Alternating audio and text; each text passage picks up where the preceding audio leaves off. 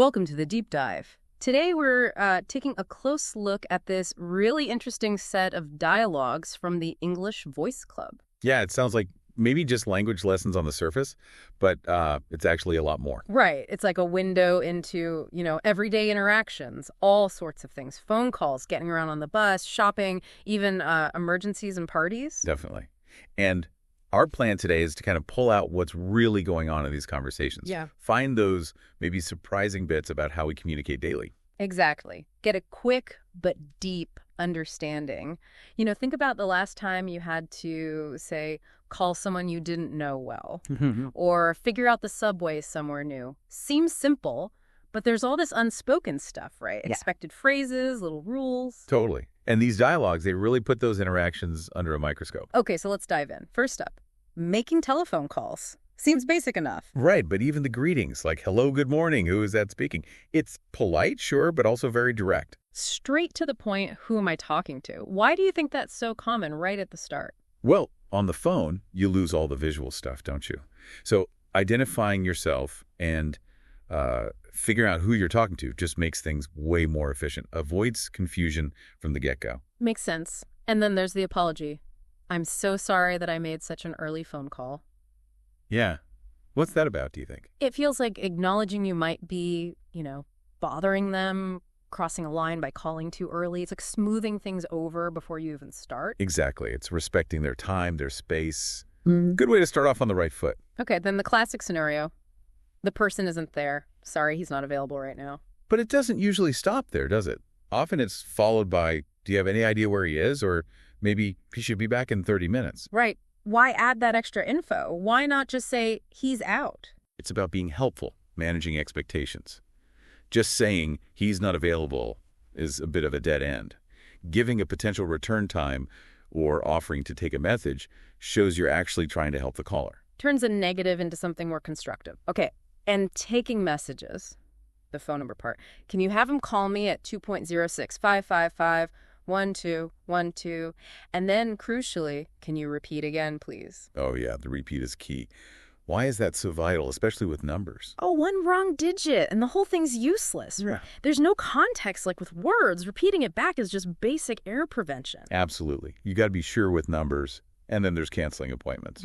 Sorry, I'm afraid I won't attend the meeting this morning because illness. And the response isn't just practical, like, okay, rescheduled. It's often, you'd better go to see a doctor. I wish you will be well soon. Yeah, it shifts, doesn't it? Yeah. From the task, the meeting, to the person's actual well-being. Shows a bit of care, empathy, even if it's a work thing. Exactly. Even simple transactions have that social layer underneath. Okay, let's shift gears. The post office. Buying postcards. Simple stuff. Do you know where I can get them? Asking about prices. $1, $2, and $5. Even here, you see the need for basic info. People want options. They want to know the cost before committing, right? Is it $2 each? Basic consumer behavior. Makes sense. You need the facts before you buy. But sending a package gets a bit more complex. Definitely. First, finding the right window, then declaring what's inside. There are 3 books, and then the options start piling up. Right, like parcel post registered, or do you want it insured? Right. What does that tell us about these service interactions? It shows that services often aren't one-size-fits-all. The postal worker's kind of guiding the customer through different levels of service based on what they might need, speed, security, whatever. Acting as the expert. And speaking of expertise, that moment, you forgot to put the return address on the package. Huh. Yeah, that's a classic. What's the significance there? Well, the sender might just be focused on getting it there, but the postal worker knows things can go wrong. The return address is crucial if it can't be delivered. They're anticipating problems. Exactly. That's specialized knowledge. And asking about hours, our office hours from 9 a.m. to 5 p.m., just nails down the practical limits. Okay, on to the bank. Withdrawing money. I'd like to withdraw some money. Pretty clear. But then come the procedures. Forms, account numbers, passwords. Ah, yes, the password. The dialogue even mentions getting it wrong. What's the deal with these security steps in terms of communication? It's all about verification, isn't it? Building trust. The bank needs proof it's really you. These aren't just hoops to jump through. They're communicative acts to establish identity and authorization. And mentioning the wrong password attempt, it kind of normalizes it, right? Makes it relatable. We've all done that. Exactly. Shows it's not always smooth sailing. Then, cashing checks, opening accounts that needs even more info, like ID copies. Because it's a bigger deal. establishing a formal relationship. Precisely. More significant transactions, or starting an ongoing relationship like a new account, requires more rigorous checks. Gotcha. And asking how the check should be cashed, tens will be fine. That's the customer directing things. Yeah, tailoring the transaction. And finally, that little prompt at the end, please press the button to give a score for my service. The feedback request? What's the point of that, communicatively? Well, it's the bank asking for input, right? Showing they theoretically care about the service quality. It closes the loop, but like you hinted before, maybe puts a little pressure on you too. Could be. Okay, let's get moving. Public transport. The bus. Asking, does this bus go to the newly built cinema? Seems straightforward. Absolutely fundamental when you're navigating. You need to know if you're heading the right way. And then the complexity ramps up with transfers. Yeah. You'll have to get off at the bookstore and take number 39 and the follow-up. Do I need to transfer again after number 39? Yeah, navigating transfers requires careful listening, doesn't it? You need to follow multi-step directions and ask clarifying questions so you don't end up lost. Definitely need to pay attention. Then the practical stuff. Yeah. Fare. How much is the fare? $1? Frequency? How often number 9 runs? Oh, it runs every 20 minutes. Essential for planning, right? Time and money. Got to know the cost and how long you might have to wait. And knowing about alternative routes or where to find maps and schedules, go to the transportation department. How does that help? It empowers the traveler, gives them more control and independence beyond just asking for directions for one specific trip, helps them learn the system. Right, gives them the tools. Okay, subway next. Similar stuff. Buying tickets, getting directions, like take the line 5 and transfer to line 1 at the central bank, knowing the number of stops. Pretty standard navigation info. But the automated ticket machine, that's a different beast. Someone asking, can you show me how to use it? Yeah, what's interesting about needing help with the machine?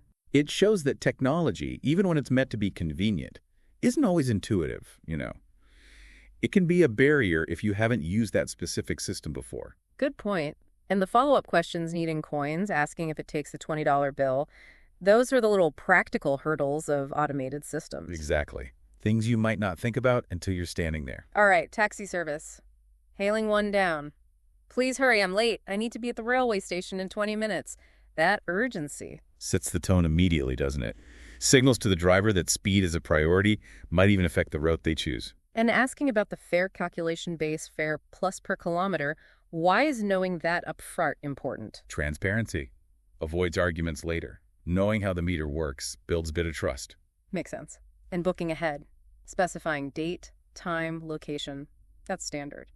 But asking about extra charges for luggage. Proactive planning.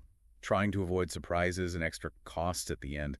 Good communication prevents misunderstandings. Okay, shifting to more serious situations now. Calling for help, like reporting a lost item or a robbery. Yeah, calling for the lost. Here, the communication needs to be super clear, super fast. Name, location, Motel 23 on Pine Street. Contact info like Ben Scott's number, 708-6356. Accuracy is everything, right? No time for rambling. Get the key facts out. Exactly. Same for identifying lost items. Describing a lost suitcase, clothes, important files, passport for Mike Jones. Or a lost purse, brown leather with a logo. The details matter. Helps them distinguish your lost thing from someone else's. Specificity is key. Absolutely. Okay, let's lighten it up a bit. The library. A new student asking how things work. Right. Getting the rules, student ID needed, borrowing limits, 5 books at a time, loan period 42 days, how to renew online. It's all about orientation, isn't it? Setting the ground rules so everyone knows how to use the place properly and fairly. Yeah, managing the resource. And reserving popular stuff like the latest Time magazine. How does that work communicatively? It's a system for demand. You fill out a form, and then the library has to communicate back to you when it's available. Closes the loop. Gotcha. Now, health-related scenarios. In the hospital. First, a consultation. Describing symptoms like a bad cough and sore throat. And then the doctor's side. Diagnosis of bad cold, prescription pills, every 6 hours, advice, drink more water and rest. What's crucial here? Two-way street, right. Patient needs to be clear about symptoms. Doctor needs to explain the diagnosis and treatment in a way the patient actually understands and can follow. Clarity is vital. Totally. Like with the backache advice, take pills, rest, but also follow up if no improvement in 4 days. That follow-up instruction is interesting. What does it add? It sets a clear expectation and a next step. It says, this is plan A, but if it doesn't work by this time, we need to reassess. It provides a safety net. Okay. Then the drugstore. Buying over-the-counter stuff like Centrum or toothbrushes seems quick. Yeah, usually straightforward, but filling a prescription is different. You need the card, there's often a wait. Why the difference? Regulations, mainly. Prescription meds need pharmacist verification and sometimes preparation. It's a controlled process. Right, not just grab and go. Okay, another emergency call. Calling for an ambulance. Fall on Maple Street, house fire on South Street. What information is non-negotiable? Location, location, location. And what the emergency is. Is it a fire, a medical issue? That's the absolute minimum for dispatch. Number of people involved, their condition also super important if known. Speed and accuracy again. Okay, shifting tone. Visiting a patient in the hospital. Yeah, this is more about social support, isn't it? Seems like it. Expressing well wishes, asking how they are after an operation, offering help like ringing the nurse, though the patient might refuse, bringing flowers. All those little things show care. Right. They maintain the connection, offer comfort during a tough time. It's emotional labor, in a way. Good way to put it. Now, happier occasions. Going into commencement. Graduation time. Lots of buzz here. Talk about who's speaking, getting diplomas, sending invites, feeling proud. Yeah, the communication reflects that excitement and anticipation, sharing the milestone. Similar vibe at a birthday party. Wishing happy birthday, giving gifts, introductions, encouraging dancing. All about celebrating that person, fostering a fun, social vibe through communication. Definitely. And a wedding ceremony. Even more structured social communication. Right. Congratulating the couple, commenting on things, asking about the honeymoon Hawaii, thanking for gifts, offering rides, even being asked to be a bridesmaid. Lots of expected interactions. Very ritualized in a way. Communication patterns that reinforce the social significance of the event. Okay, let's talk personal care. In the beauty salon, asking for advice, oily skin with bumps. And getting recommendations, wash often, use a specific cream. This is about seeking expert personal advice. True. Then there's that discussion about plastic surgery, breast enlargement, different opinions. Yeah, that gets into personal values, societal pressures versus individual desires. A more complex conversation than just skincare. For sure. Then the barbershop, getting a haircut. Very specific instructions needed here. Oh yeah, the usual, or something new like a perm for a party. Looking at samples, specifying length, shorter on the temples, maybe a shave, beard trim, manicure. Why so detailed? Because the result is right there on your head. You need to be super clear to get what you want. Miscommunication here is very visible. Good point. Okay, the gym. Less about specific services, more about sharing. Yeah, seems like it. Talking exercise habits, identifying equipment, running machine, dumbbell, suggesting activities like yoga or dancing, sharing progress, 2 years of exercise, giving advice on plans and nutrition. More like peer-to-peer advice and encouragement in that setting. Right.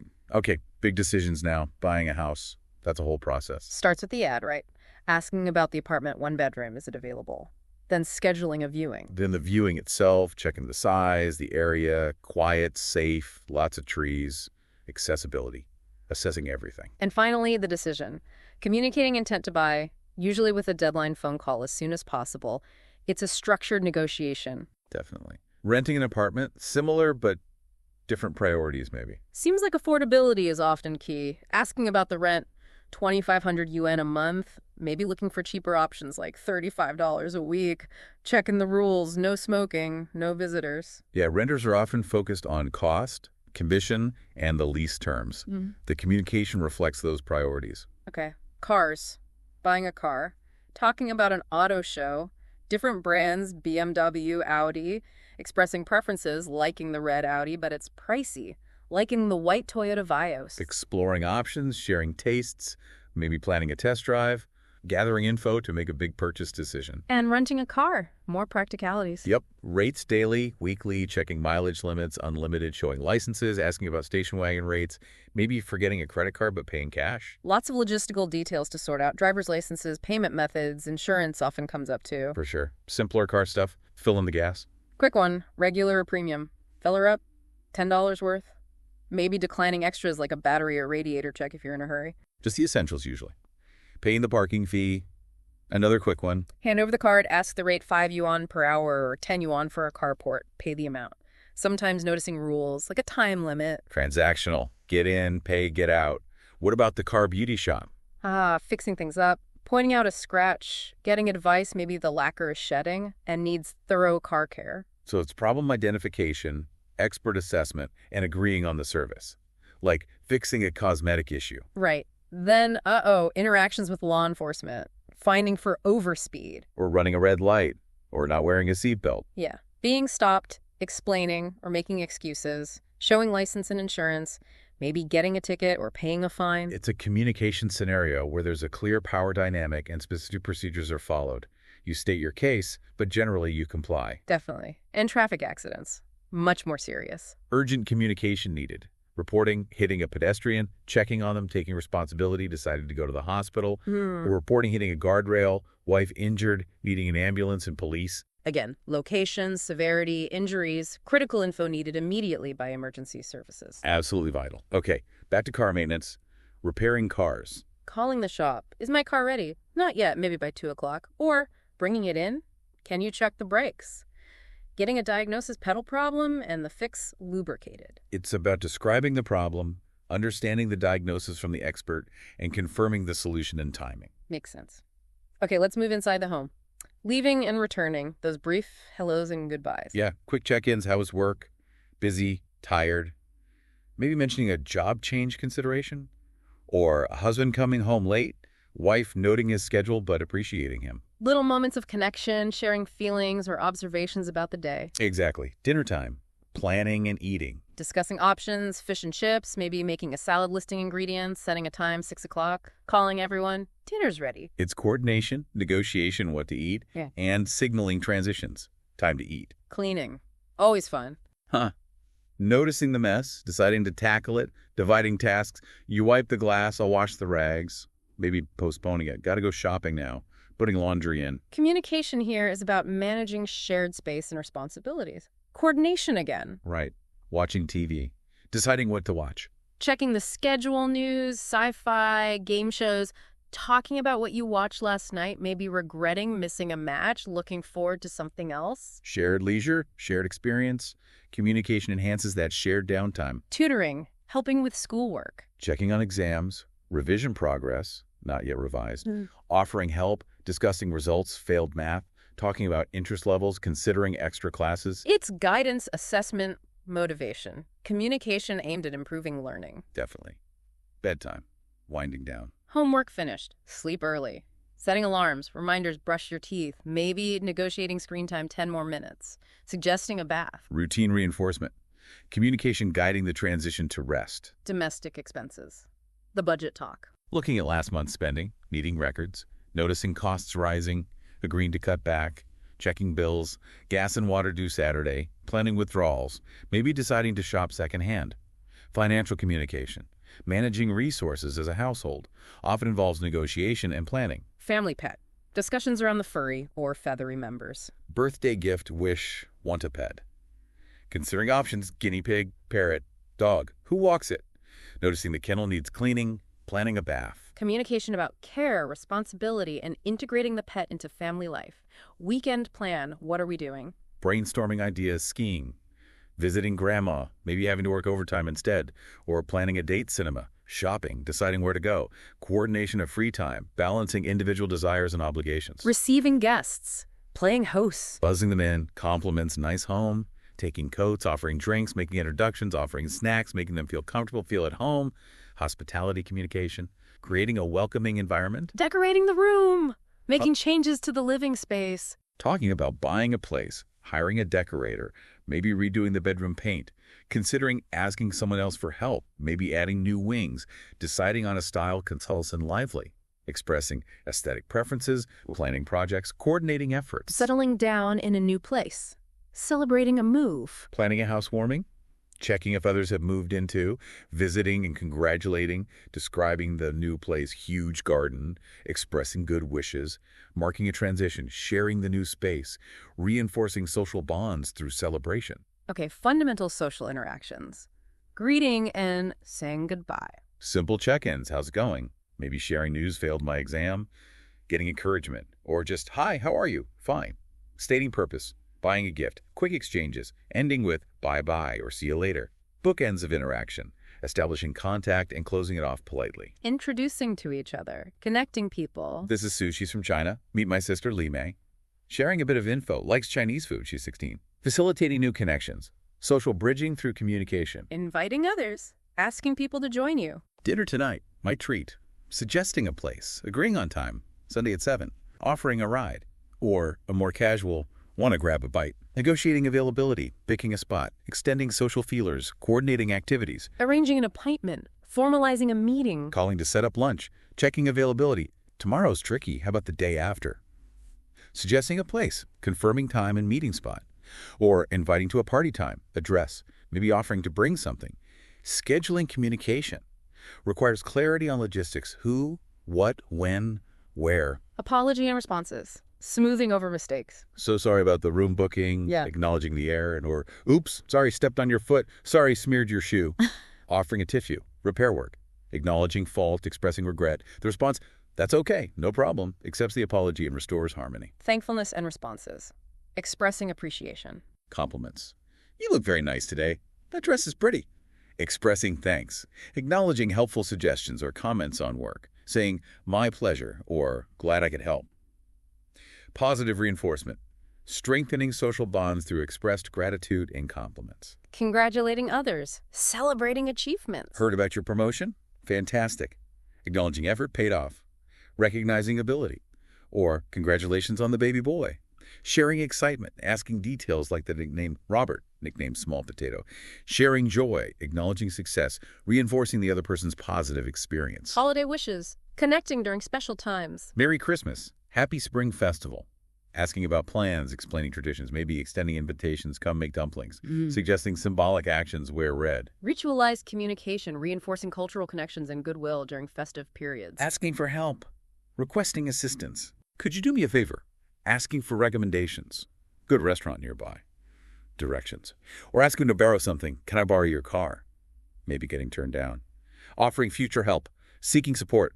Requires clear articulation of the need and politeness. Agreement and disagreement. Expressing your stance. Suggesting something. Let's go to the cinema. Agreeing. Good idea. Or disagreeing, postponing. Can't right now, busy. Finding common ground, agreeing a film is worthwhile. Setting a time. Or discussing gift ideas, agreeing on one.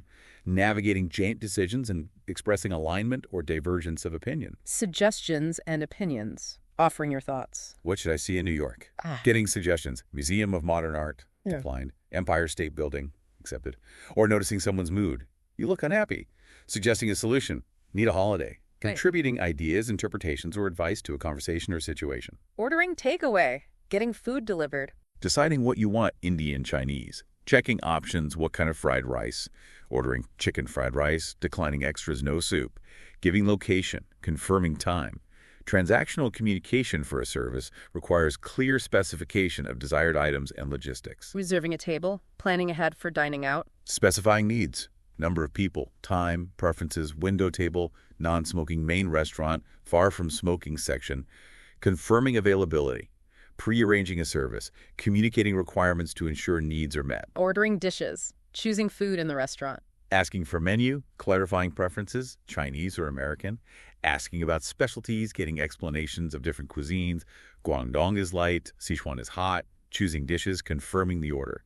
Information gathering and decision-making within a specific context, the menu, requires interaction with the server. Ordering drinks. Beverages to accompany the meal. Being offered options, types of tea, coffee, stating preference, Dragonwell green tea, specifying details with cream and sugar, no ice.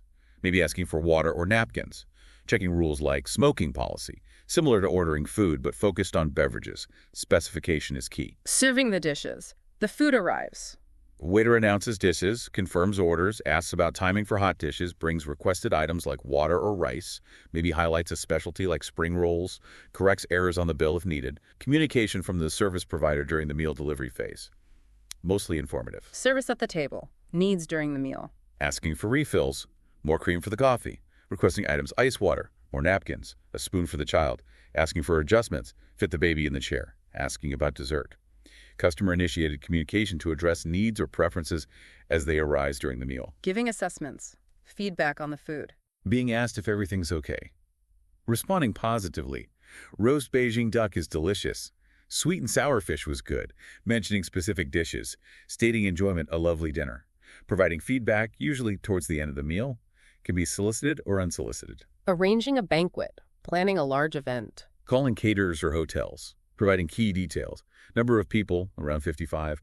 Budget, $15 per person or $1,200, $2,000 per table. Date, time, desired style, ultra-formal Chinese style, maybe requesting music. Large-scale logistical communication. Requires detailed planning and clear specification of requirements. It's a cafe, casual coffee stop. Checking if open, ordering white coffee, finding a seat, maybe asking about smoking rules or free snacks. Simple, relaxed interactions. Low stakes, often brief transactional and social communication. At the breakfast shop, morning meal orders. Asking for a seat, ordering specific breakfast, American breakfast, sunny side up. Asking about options like porridge types, maybe needing to wait for a table. Similar to cafe, but focused on specific breakfast items and potentially busier. At the fast food shop, quick service ordering. Ordering specific items, small hamburger, large fries, specifying eat-in or takeaway. Condiments, ketchup, payment, maybe asking for directions to the washroom or a smoking room, picking up the tab for others. Highly efficient, standardized communication focused on speed and accuracy of the order. Paying the bill. Settling up after a meal. Asking for the check, checking accepted payment methods, Visa card okay. Confirming the total, deciding whether to split the bill or pay together, handling cash and change. Keep the change. Final transactional step. Requires clarity on amount and payment method. In the supermarket, grocery shopping communication. Asking for directions, fruit and vegetable section. Stating quantities, a pound of tomatoes. Asking where the cashier is, maybe dividing the shopping list with someone else. Asking for item locations, where's the milk? Navigating the space and selecting items. Communication is often brief and directional or quantitative. In the flea market, buying secondhand goods. Asking about condition, does the TV work? Checking details, color or black and white. Asking the price, making an offer, how about $400? Negotiating, okay, $450, deal. Asking about authenticity of antiques, genuine. Price negotiation, bargaining, is often a key feature of communication here. Assessment of goods is also crucial. In the jewelry store, buying valuables, often as gifts. Looking for presents. Asking about materials, 14K or 18K gold. Checking prices and discounts, deciding to buy. Maybe asking about engraving, looking at different items like key rings or bracelets, possibly trying to negotiate, but often prices are fixed. Communication involves discussing value, aesthetics, materials, and sometimes personalization. Higher stakes purchase. In the makeup store, seeking personal products and advice. Asking for help with specific items like lip gloss, stating preferences, pink, moistening, comparing shades, checking price, maybe asking about promotions, seeking foundation recommendations based on skin type or season, trying samples. Focus on personal needs, aesthetics, and expert advice. Trying products is common. In the clothes store, finding apparel. Browsing styles, expressing opinions too boring, being encouraged to try something on, asking for sizes, using the fitting room, getting feedback, looking for specific items like jackets, asking for different sizes. Communication revolves around style, fit, size, and personal preference. Trying on is central. In the shoes and caps store, footwear and headwear. Confirming the department, asking for specific types, black cloth shoes made in Beijing, trying on for thighs and comfort, looking at options for others, like a son, expressing color preferences, trying items on. Similar to clothes, but focus on fit and comfort for feethead is paramount. Specific types, sandals, cloth shoes matter. In the art craft store, buying decorative or unique items. Looking for specific types, cloisonné vase, asking about availability and size, checking price, admiring craftsmanship attractive, deciding to buy, arranging packing and mailing, asking about materials, sandalwood fan, comparing options, choosing multiple items. Focus on aesthetics, materials, craftsmanship, origin. Often involves buying gifts or souvenirs. Logistics like shipping may be involved. Color preference, a recurring theme. Actively asking for specific colors, a green dress, pink shoes, dealing with unavailability, sold out, considering alternatives white, settling on a different available color, how about the blue ones? Color is a key decision factor, communicated explicitly across many shopping scenarios. Sizes and inches, getting the right fit. Asking to see displayed items, trying things on, assessing fit a little tight in the waist, requesting a different size, confirming a good fit, perfect fit. For items without standard sizes like pants, maybe getting measured. Crucial for clothing and shoes. Communication involves requesting sizes, trying items, and confirming fit, sometimes with measurements. Bargaining, price negotiation. Pointing out lower prices elsewhere. Saw it for $3,200, showing proof. Negotiating, maybe not getting the exact price match, but getting a compromise, $3,250, or added value like free home delivery. Discussing desired car models like a BMW Z4. Explicit negotiation over price, using tactics like comparison shopping or asking for extras. Common in flea markets, sometimes for big-ticket items like cars. Wow. Okay, so going through all those dialogues from the English Voice Club, it really paints a picture, doesn't it? Yeah, The sheer variety of communication we do every single day. it really does. And often without even thinking about it consciously. From something super technical like using a ticket machine to really personal stuff like talking about appearance in a salon or just, filling the car with gas. Each one has its own little script, its own expectations. Exactly. And what stands out is that it's rarely just about swapping information. It's about navigating relationships, expressing who we are, what we need, understanding the systems around us. Yeah, whether it's a quick transaction or a deeper conversation, it's all part of that daily social fabric. Hmm. We hope listening to this breakdown has maybe sparked some thoughts, giving you a bit of a fresh look at these common scenarios. Maybe you had a couple of those aha moments about the little complexities you hadn't noticed before. Yeah, hopefully. Because when you examine these ordinary conversations, you start to see the intricate dance of it all, the social structures hiding in plain sight. So, here's something to think about for next time. How much does our day-to-day success really depend on understanding and playing our part in these communication scripts? And what happens when those scripts break down? Or when you meet someone who's using a completely different script? Right. These dialogues just scratch the surface. What other everyday situations do you think are packed with hidden communicative depth? That's something to chew on. Thanks for joining us for this deep dive. Thanks, everyone.